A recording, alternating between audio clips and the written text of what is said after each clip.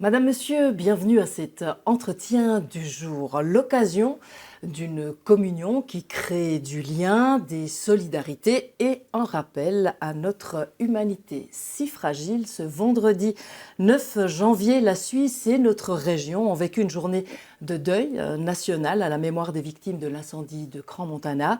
Le Conseil fédéral et les églises de Suisse ont invité la population à une minute de silence et un moment de recueillement. Alors pour parler du deuil et de comment on peut accompagner celles et ceux qui restent, eh bien j'ai le plaisir d'accueillir Hélène Pagnamenta. Elle est aumônière et pasteur. Hélène Pagnamenta, bonsoir et bienvenue. Merci beaucoup. Bonsoir, madame. Alors, un deuil national en Suisse est très très rare. La dernière journée de deuil national officielle, elle remonte à 1997, malgré d'autres événements qui ont été très partagés et très ressentis en Suisse. C'était lors du massacre des 36 touristes à Luxor, en Égypte. Concrètement, ça sert à quoi une journée de deuil national? Qu'est-ce qu'elle apporte en fait aux vivants?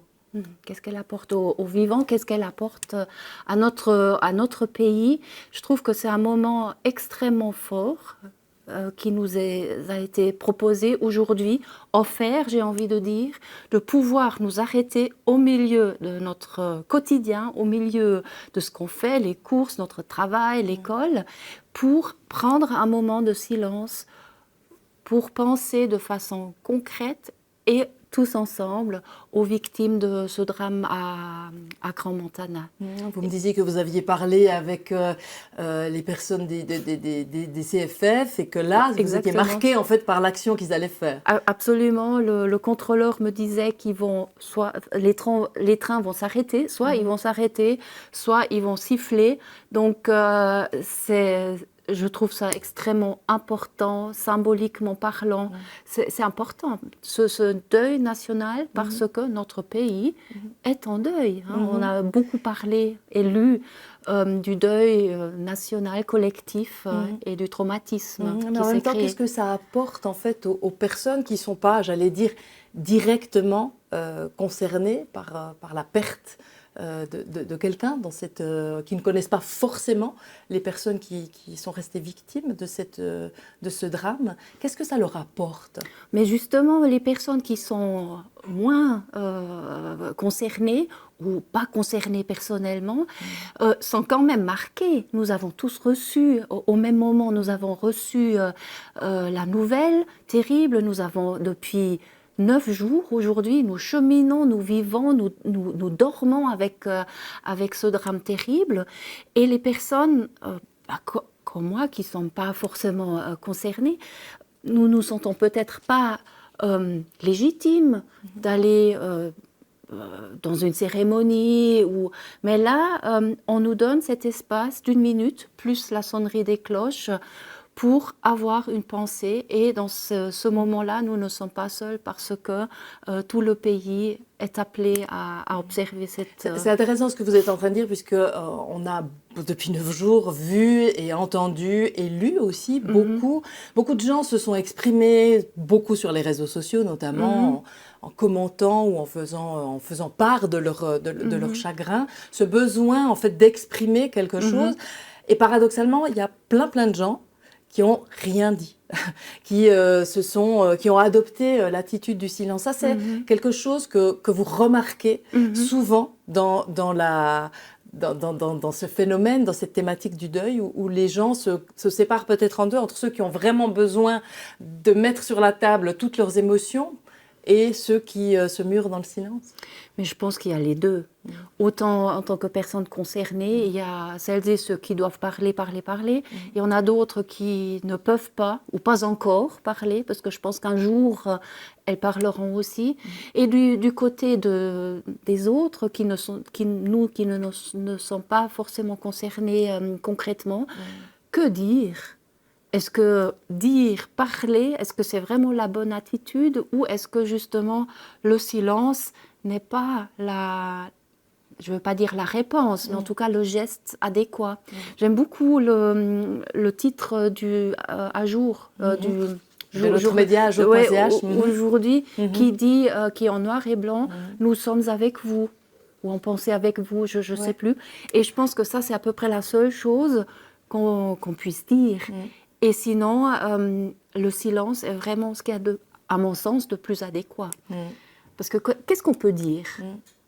Quels mots sont justes? Au fond, est-ce que c'est la chose qu'on partage le plus ou le mieux, le silence dont c'est pour ça qu'on met les drapeaux en berne, qu'on fait juste faire sonner les cloches, que quelque part on arrête le mouvement.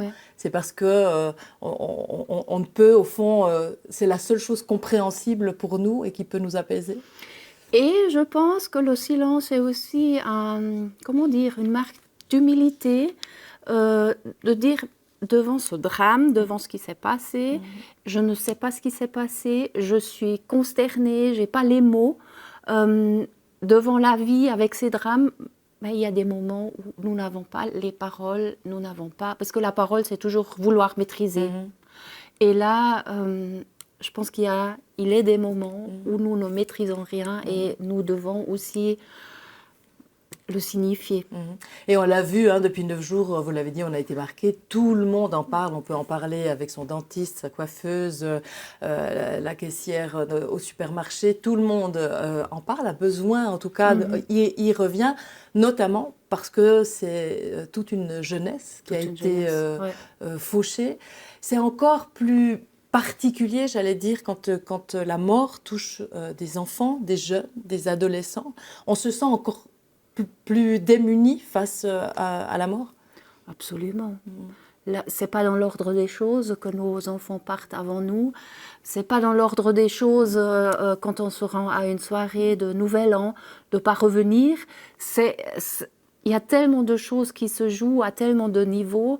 Et puis quand c'est une jeune génération, ça touche tout le monde parce qu'on s'identifie avec, parce qu'on a été jeune, on s'identifie avec les parents, avec les grands-parents, peut-être nos enfants ont des amis qui ont perdu des amis. Et la Suisse, il ne faut pas l'oublier, est un petit pays, la Suisse romande est vraiment touchée. Alors justement, ces jeunes qui se sentent touchés d'une manière ou d'une autre, des camarades, des frères et sœurs qui se disent « mais si ça arrivait à mon frère ou à ma sœur », dans les classes, on en parle. Comment on accompagne aussi ces jeunes, ces enfants qui sont en deuil quelque part, une espèce de deuil collectif, sans leur voler leur peine, sans l'écraser, sans vouloir en faire absolument quelque chose? J'ai l'impression que beaucoup a été fait et est fait dans les écoles, donc des cellules de crise avec des psychologues, des infirmières scolaires, etc., pour les accompagner, pour leur donner la possibilité de s'exprimer au rythme qui est le leur.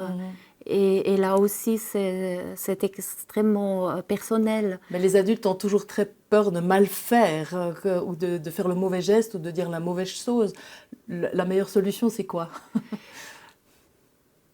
Alors, donner la possibilité de parler, signifier par les mots, par sa présence, je suis là pour toi, je pose une question, je vois que je ne peux peut-être pas continuer, pas aller plus loin, c'est toi qui dictes, mais restez présent. J'ai encore peut-être juste une question, il y a peut-être des gens qui culpabilisent parce qu'ils ne se sentent pas forcément très touchés par ce qui s'est passé ou qui n'ont pas envie de participer à ça. Est-ce qu'ils ont le droit, au fond, de ne pas participer à ce deuil national? Absolument, absolument. Je pense que c'est ça aussi la formule, c'est pour ça que j'aime cette formule du silence. Chacune peut y mettre ce qu'il ou elle veut et peut. Hélène Pagna-Metta, merci de nous avoir accompagnés en cette journée de deuil national et puis bon vent à vous, merci. Merci à vous. Voilà, c'en est tout pour cet entretien du jour, merci de l'avoir suivi et à la semaine prochaine sur Télébilag.